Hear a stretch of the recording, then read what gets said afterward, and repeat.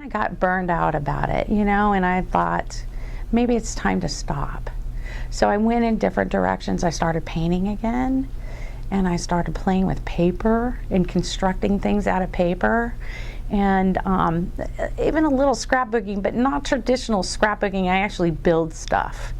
And I started playing with fabric and exploring outside my little box, you know, because at that point it was 30 years, you know, and I've never been attached to anything that long except for my husband.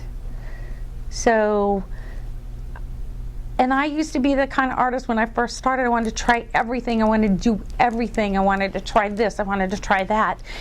And that's where I am again. And then I built my body of knowledge outside of polymer, and now I'm coming back with all of the 30 years, you know, at this year it was 34 years of doing polymer pretty much full time. And everything that I picked up and that I went into changed, and then my polymer changed. Then bringing in the painting back in again was really interesting. My painting changed, because now I was forming ideas inside my head, and then they came out on the canvas, and it was like, oh wow, this is really interesting. So I'm having fun with that again, you know. So now I've got a million things going on all the time, and moving back and forth between paper and paint, and now I'm putting them all together again on clay. So it was really, really reviving. I'm in a really good space, actually. Not obligated. Working each one step at a time and following that step, you know. If inspiration comes up, I move that way, you know, and that feels really good, really good. Well, I do watch my 4-year-old granddaughter quite a bit, so as much time as I can possibly get in there, I'm in there. Right now I'm writing a book, so I'm spending a lot of time writing, and I'm photographing it, and I'm doing the projects, and which is driving me forward again, which is really nice. Well, it's going to be on surface treatments and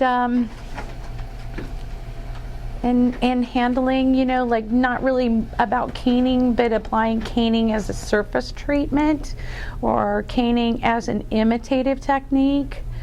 But then, you know, there's the additions like paints and powders and things like that also. My book packager is Cordo, who did Leslie Blackford and Sue Heiser.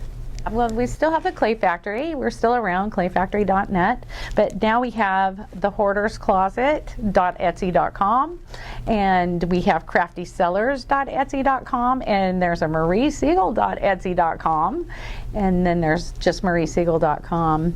And so we're thinking about doing another one. So Etsy's been really good to us, but it is a lot of work. When Howard was sick, I had to do something, and we needed the money because cancer is so expensive. And so I started opening stores, and I wanted it to work now, right this minute, put it on, sell it, and I had to learn how to do things and set it up. So initially, it was a ton of work. So, but it kept me busy, kept my mind off of things. It's all good. Just had his last MRI, CAT scan, something like that, and it was all clear. I think in life you have to be super light on your feet. You know, we're ready to switch directions at any moment, and I think that's what I've learned throughout all of this. You know, is how to try and be light on my feet. I mean, when I gave it all up of trying to control everything, is when life got smoother for me. You know, just because it doesn't appear to be what you think it should be doesn't mean that it's not good for you. So that's liberating right there. For me it was. So I kind of think now, I look back at all the things we've been through, and I kind of think, what a blessing. You know, what a blessing. I didn't think that then. There's scratch marks all over my life back then, you know, because I was hanging on to the way I think it should be. And then when you give that up, you know, that resistance, it just kind of falls into place, and everything starts to move forward again. And if you do something every day to change it, it will.